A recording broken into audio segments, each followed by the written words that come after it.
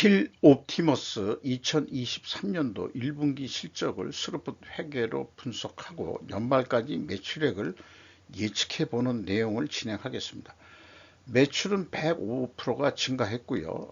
영업이익은 382.6%나 크게 증가를 했습니다. 그리고 영업적자에서 영업흑자로 전환이 됐습니다. 가공비 배부 재고자산 회전율은 1.9 회전으로 산출이 됩니다. 내용이 좋았다고 생각하시면 구독, 좋아요 꼭 부탁드리고 1.5 배속을 보시기 바랍니다.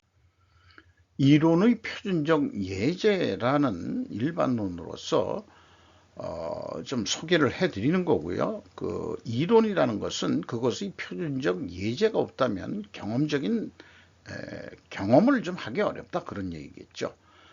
그래서 제가 실전 분석한 스루풋 회계는 충분한 그 경험을 할 수 있는 표준적인 예제라고 소개를 해 드릴 수 있겠습니다.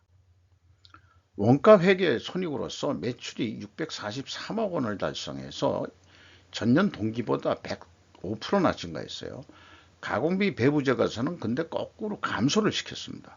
이런 경우가 매우 드뭅니다. 원가 회계 쪽에서는 재고의 감소는 이익이 좀 적게 나오게 작용이 될 겁니다. 그런데 이제 매출 원가가 더 크게 증가했단 말이죠. 그러니까 매출 총익 금액상으로는 늘어났다 하더라도 매출 총이익률은 6.9% 하락을 했고요. 판매관리비 13.5% 증가해 가지고 영업이익은 18억 6,500만 원으로서 그 전년도 원가회계는 1억 4,900만 원 흑자가 난 것처럼 결산이 됐죠. 그래서 무려 1151.5%나 증가한 것으로 그렇게 원가회계는 결산이 됩니다.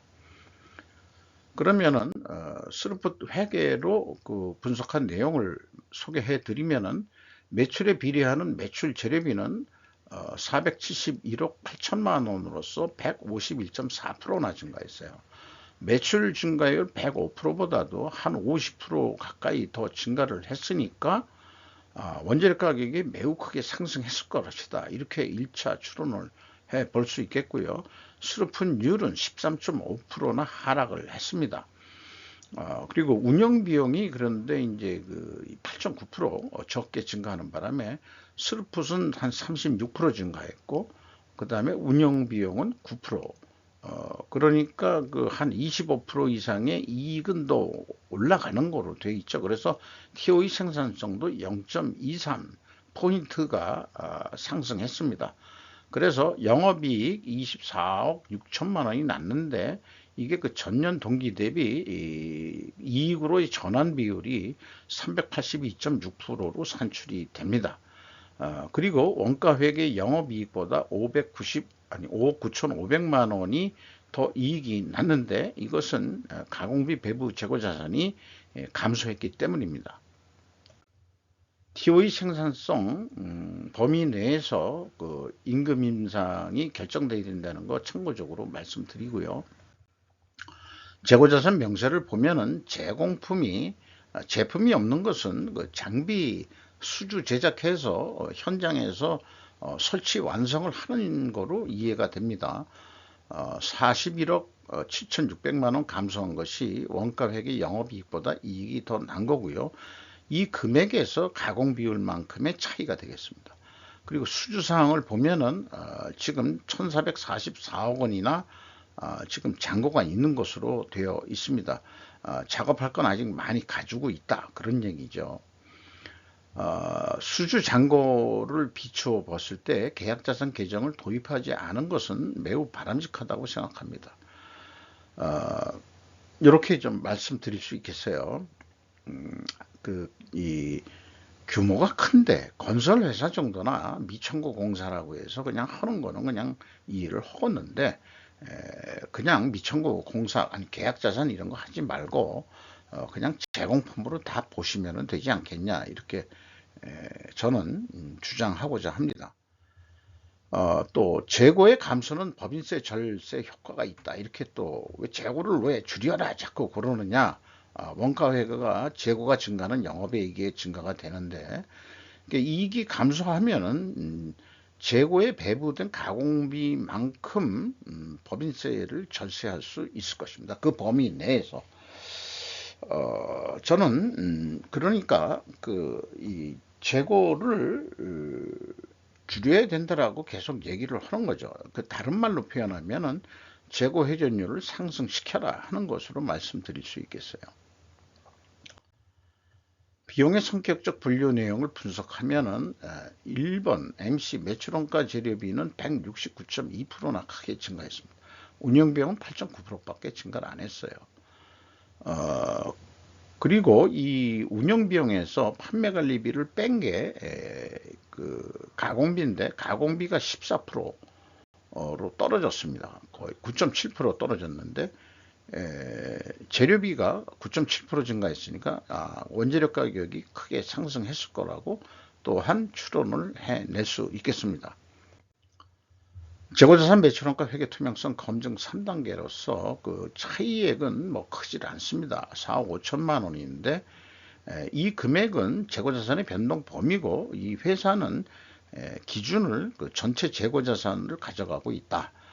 그러나 전체 재고자산의 변동액을 기준으로 하면 총 제재비용과 매출원가가 그만큼 요 4억 5천만 원만큼 왜곡이 된다는 것은 우리가 인식하고 넘어가야 될 사항입니다. 현금 흐름표 기준 전체 재고자산의 증감액은 이상이 없고요. 검증상 운영비용으로서 인건비가 48억 원이 집행이 됐는데 12.9% 증가했습니다. 직원 수는 2명이 감소했어요. 임금이 연말까지 한 6,600만 원 예상이 됩니다. 중소기업에서 한 중상 정도로 좀 올라가고 있다. 임금을 좀 많이 올려줬네요. 이익이 나고 그러니까 매우 감사한 일이죠. 외주 가공비가 근데 무려 365.2%나 증가했고, 지급수수료가 279.6%나 크게 증가했습니다. 그리고 특별히 눈에 띄는 게 타계정 대체액이라고 이런 것도 좀 추가적으로 눈에 띕니다. 경영평가지표에서 재고 회전율이 크게 상승이 됐어요. 그리고 스루풋율은 근데 거꾸로 떨어졌습니다. 절대 금액은 스루풋액은 증가했지만은 생산성이 근데 크게 또 증가했죠. 23.2%나. 그리고 이 돈을 벌어서 이자 부채 레버리지율을 좀 낮췄어요. 그리고 투하자본 수익률은 1.6%로서 매우 크게 상승을 했습니다. 이것도 제가 에러를 좀 낸 것 같네요. 다시 이 산식을 검증을 해봐야 되겠습니다. 수좀 한 자리로 해서 그런가 그런 것 같긴 합니다만은.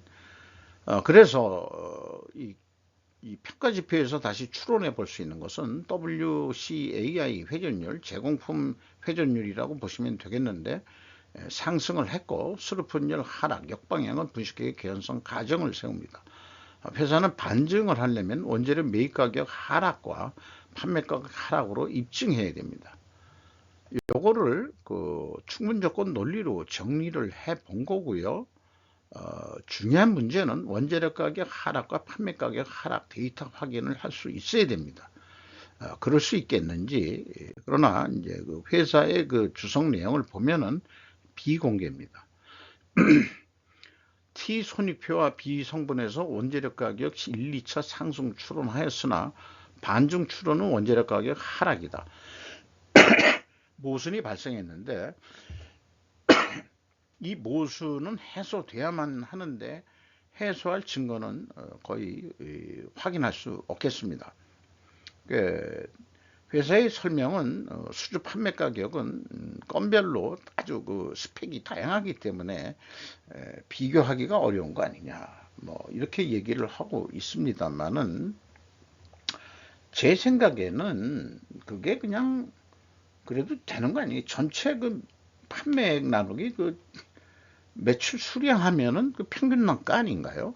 그렇게 해도 그래도 트렌드를 보는 거니까 그런 정도는 좀 해줄 수 있지 않겠냐. 약간 성의 부족 아니냐. 그리고 또 원재료 가격은 싹 뺐고요. 여러 가지가 들어가겠지만은 또 그런 생각도 들어갑니다.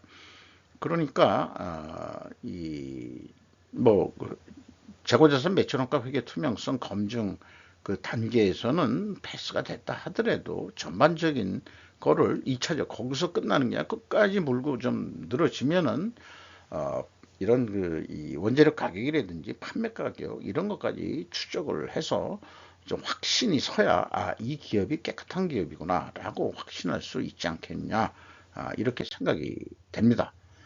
1분기 실적을 기준으로 해서 연말까지 매출액을 예측해 보면은 한 2,400억 정도 할 거로 예상이 됩니다.